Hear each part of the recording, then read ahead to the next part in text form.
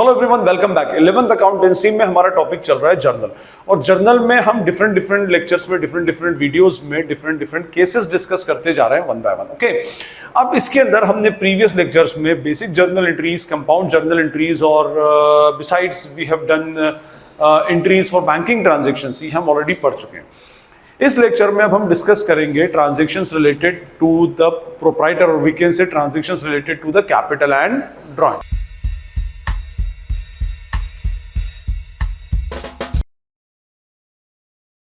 इस लेक्चर में हम जो ट्रांजैक्शन डिस्कस कर रहे हैं वो होंगे between the owner and the business और ओनर के बीच में। देखिए, मैं आपको पहले बताऊं कि इन सारे ट्रांजैक्शंस के पीछे एक अकाउंटिंग प्रिंसिपल एप्लीकेबल होता है। कौन सा? Business entity principle. और बिजनेस एंटिटी प्रिंसिपल के अकॉर्डिंगली हमने पढ़ा है that owner and business are two separate entities. Owner एक सेपरेट एंटिटी है और बिजनेस एक सेपरेट एंटिटी है। और हम जितने भी ट्रांजेक्शन, फाइनेंशियल ट्रांजेक्शंस रिकॉर्ड करते हैं, वो फाइनेंशियल ट्रांजेक्शंस एज पर business point of view record होते हैं, as per owner point of view record नहीं होते। ओके, अब जब दोनों सेपरेट एंटिटीज है, बिजनेस ये मानता है कि ओनर एक सेपरेट एंटिटी और मैं एक सेपरेट एंटिटी हूं, तो वो दोनों के अकाउंट्स को अलग अलग मेंटेन करता है और दोनों एक दूसरे से कैश का लेन देन करते हैं, और बहुत सारे जो उनके आपस के ट्रांजैक्शंस बेसिकली होते हैं उसमें। फाइन, उसमें सबसे पहला और सबसे इंपॉर्टेंट ट्रांजैक्शन होता है introduction of capital by the owner. भाई, ओनर जिस अमाउंट से बिजनेस को स्टार्ट करता है that is called as capital. और एज पर बिजनेस एंटिटी प्रिंसिपल अकाउंट में उसका प्रोसीजर क्या है कि it is assumed that it is a loan provided by the owner to the business.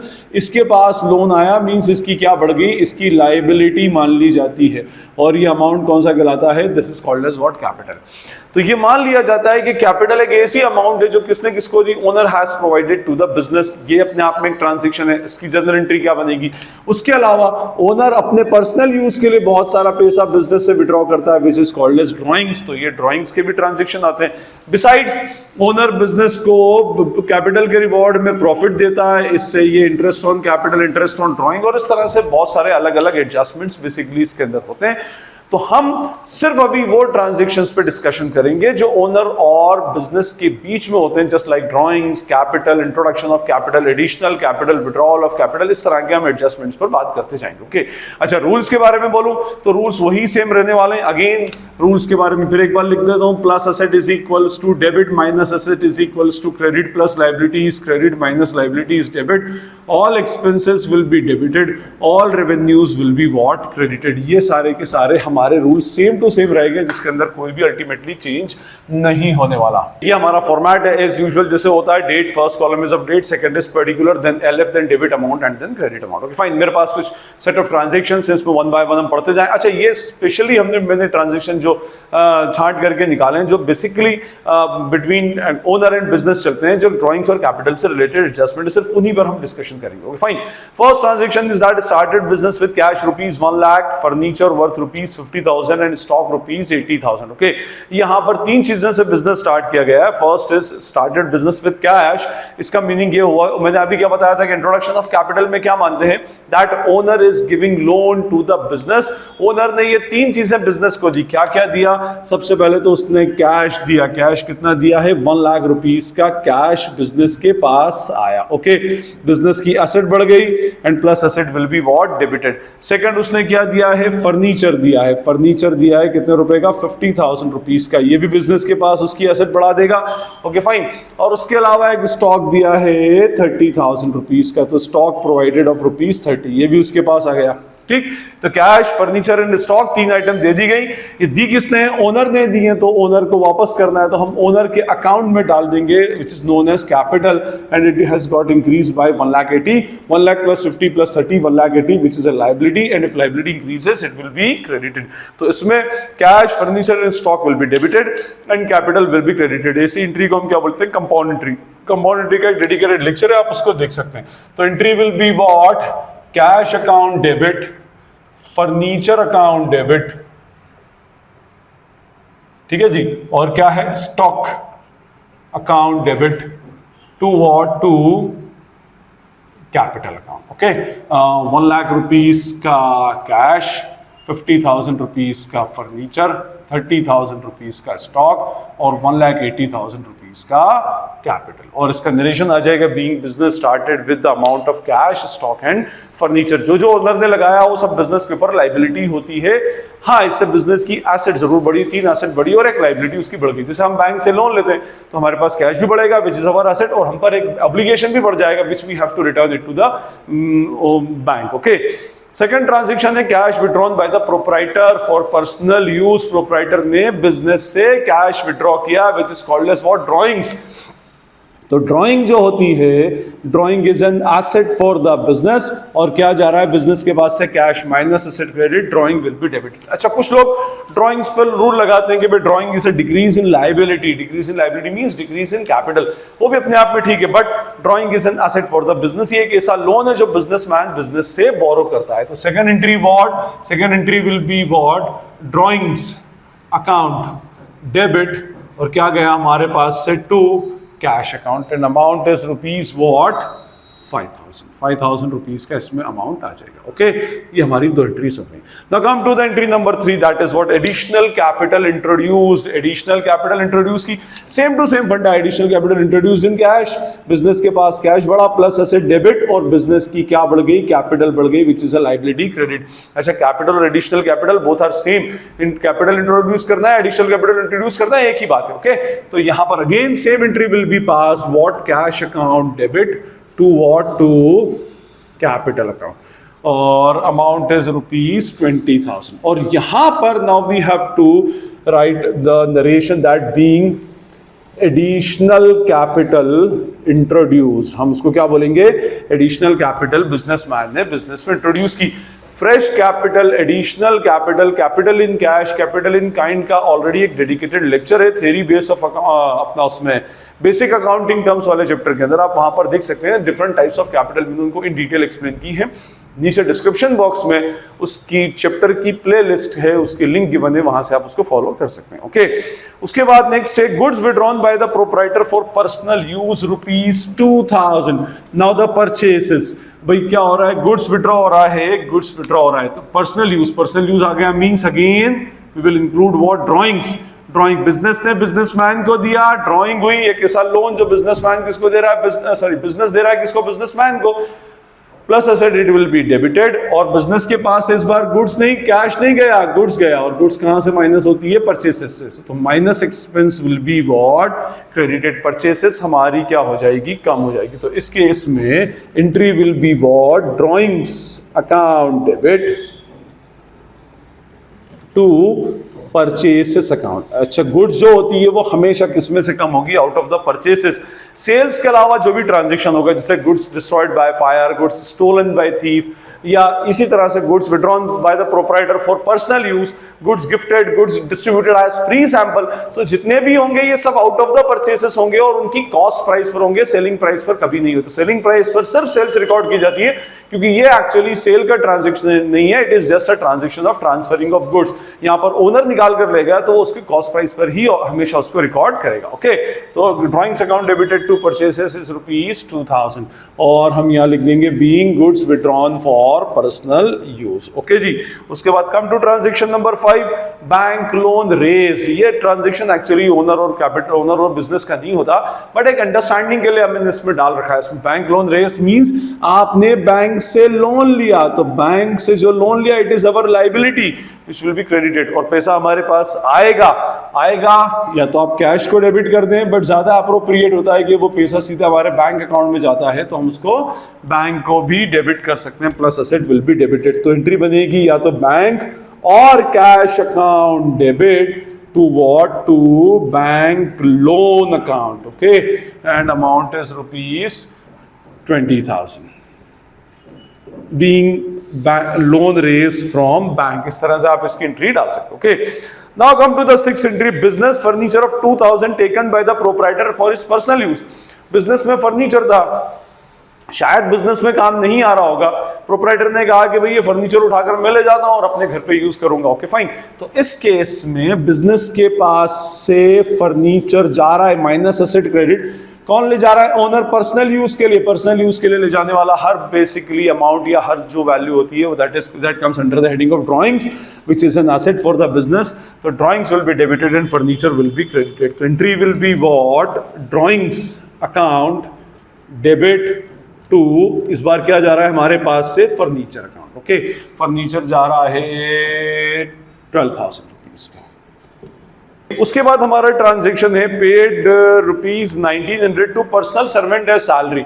आपने पर्सनल सर्वेंट को सैलरी दी, बिजनेस के एम्प्लॉय को सैलरी देते तो वो सैलरी अकाउंट डेबिट होता। पर्सनल जो भी एक्सपेंस होगा all those expense comes under the heading of what, again what, drawings. आप कुछ भी घुमा फिरा लो वो ड्राइंग्स ही गिलाएगी। 1900 रुपए से प्लस असेट डेबिट, और बिजनेस के पास से कैश जा रहा है 1900 का माइनस असेट क्रेडिट। बिजनेस बोलेगा आप पर्सनल सर्वेंट को सैलरी दो, अपने घर का इलेक्ट्रिसिटी बिल पे करो, आप अपने घर की ग्रोसरी पे करो, बच्चों की फीस पे करो, डजंट मैटर्स। मैं तो ये मानूंगा कि ये पैसा आप मुझसे अपने पर्सनल यूज के लिए निकाल कर ले गए थे, मेरी साइड से दिया हुआ आपको एक टाइप का लोन होता है। ओके, तो ये बिजनेस के लिए एसेट हो जाती है। तो entry will be what, drawings account debit to cash account. हाँ, यहां पर आप नरेशन में लिख सकते हो being salary paid to personal servant. ठीक है, 1900 रुपीज अमाउंट है इसकी, and transaction number is what 7. Okay, 7 हो गए। Now come to 8th transaction, salary paid to 2 drivers 2500 per month to each driver. Okay, one driver drives personal car while another car of the business used for the customer। देखिए दो drivers आपके पास हैं business में और दोनों की 25,000 rupees per month salary है, और एक ड्राइवर जो है आपकी पर्सनल कार चलाता है घर की, और एक ड्राइवर जो है वो बिजनेस की कार चलाता है जिसमें वो कस्टमर्स का टू एंड फ्रो जो भी उसका कस्टमर को लाने और ले जाने का काम करता है। ओके, तो जो बिजनेस के ड्राइवर की सैलरी है वो तो क्या कहलाएगी, ड्राइवर सैलरी। ठीक है, पर्सनल जो होगा वो क्या कहलाएगा, drawings.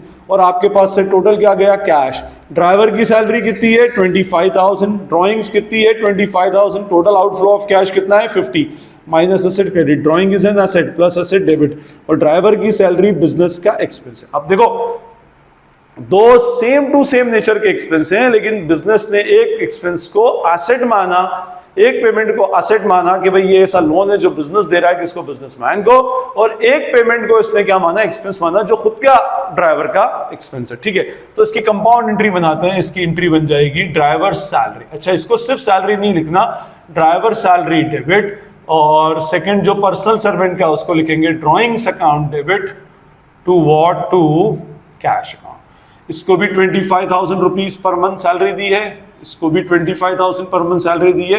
Total salary paid is rupees 50,000 being salary paid to personal servant and personal driver and salary of the business driver.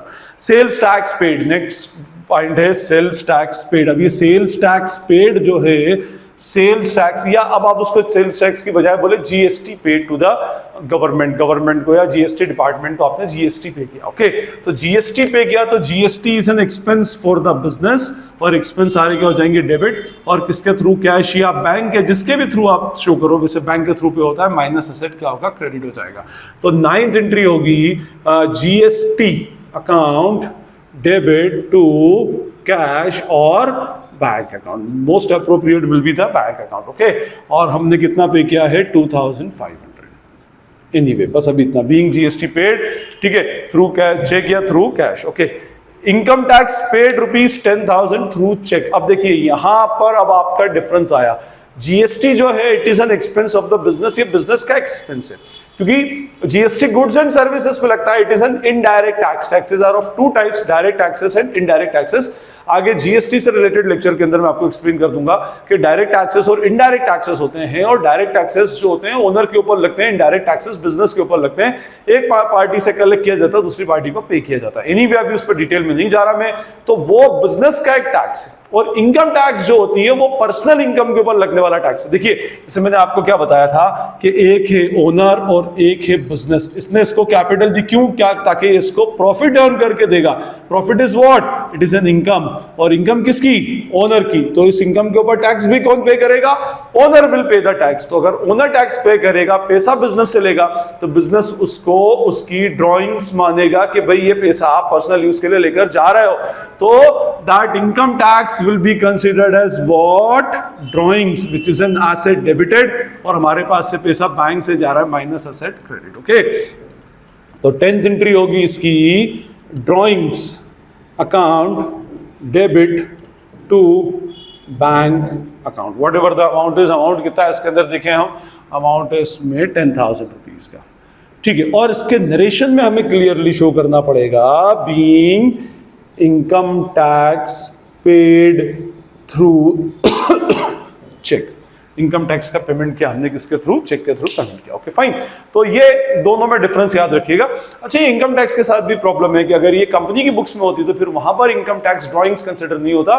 Company के केस में कभी कोई ड्राइंग्स होती ही नहीं, वहां पर income tax will be considered as an expense of the business. But ये sole proprietor में और पार्टनरशिप फर्म में income tax will be treated as an expense of the owner, not as an expense of the business, क्योंकि वो owner की income के ऊपर वो टैक्स पे करता है, तो उसको फिर उसका पर्सन मान करके उसको हम ड्राइंग्स के अंदर कंसिडर कर लेते हैं। Okay, come to the next point. Next point is what? हमारा नेक्स्ट पॉइंट है insurance premium paid through cheque. एक इंश्योरेंस प्रीमियम पे किया गया है, तो insurance premium is an expense which will be debited और कैश में पे किया गया minus asset credited. Okay, insurance premium किसी का भी मान ले हम, बिल्डिंग का इंश्योरेंस प्रीमियम है, स्टॉक का इंश्योरेंस प्रीमियम है, कोई भी इंश्योरेंस प्रीमियम उसके अंदर हो सकता है। तो entry will be what? Insurance premium debited to cash account. Insurance premium debited to cash account, that is rupees what? 3,000 rupees का पेमेंट बेसिकली इसको हो जाएगा। ओके, तो इसका आप स्क्रीनशॉट ले सकते हैं, फिर हम उसके बाद में आगे के ट्रांजैक्शंस पर डिस्कस करें। उसके बाद नेक्स्ट है furniture purchase for personal use. फिर वही बात, furniture purchase for personal use. Personal use का आ गया तो बिजनेस क्या मानेगा? इसको ड्राइंग्स मानेगा।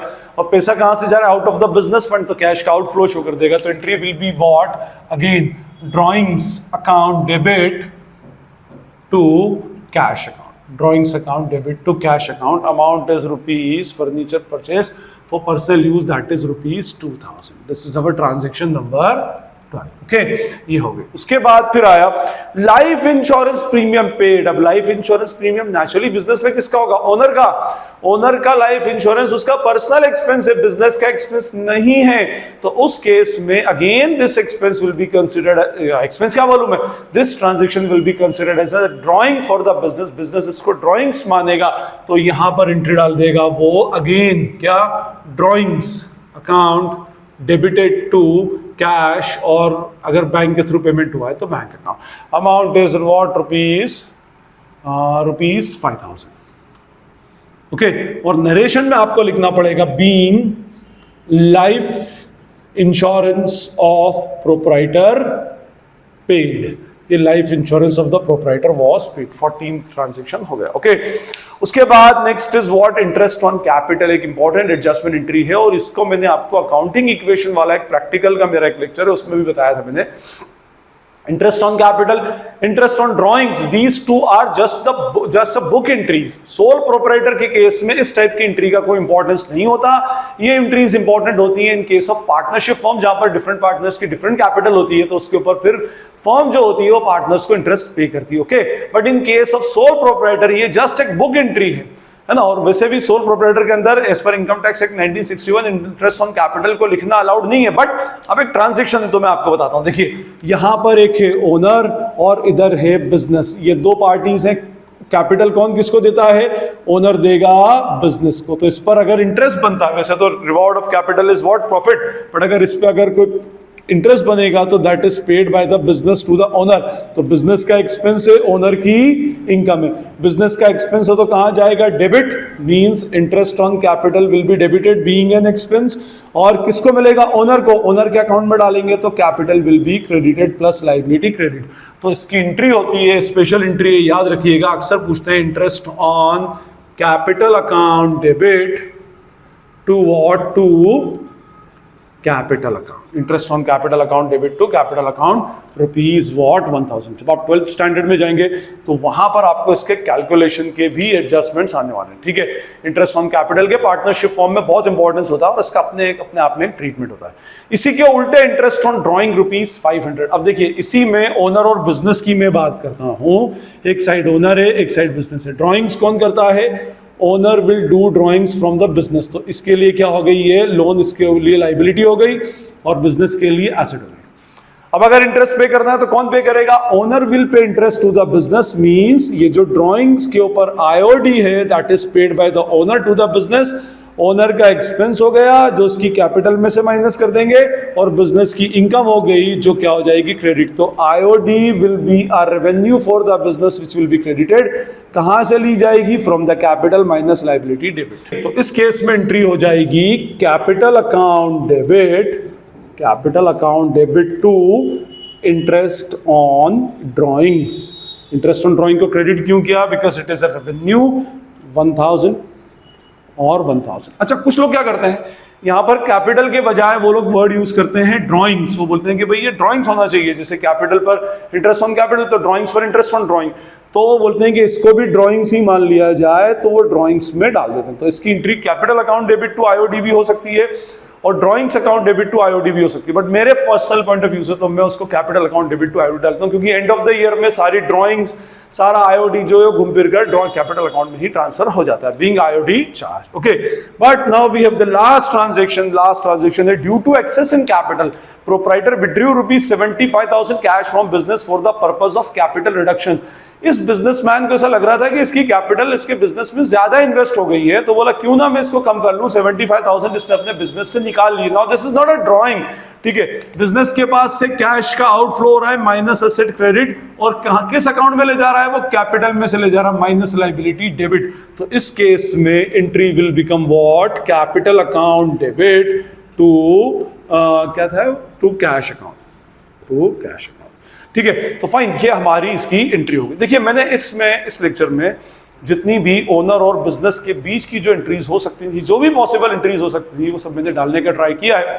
आई होप आपको ये क्लियर हो गया होगा। स्टिल अगर कोई क्वेरी, डाउट लगता है या कोई नया ट्रांजैक्शन आपके माइंड में आता है, आपको पूछने का लगता है, तो you can ask in the comment section. जितनी जल्दी होगा पढ़कर उसको रिप्लाई करने की ट्राई करूंगा। ओके, और अगर आपको ये लेक्चर यूजफुल लगता है तो अपने फ्रेंड्स के साथ शेयर करें, अपने बेल आइकन को हिट करें, चैनल को सब्सक्राइब करें और वीडियो को लाइक करें। This is Najeeb Hashmi signing off from Najeeb हाशमी's अकेडमी। Thank you.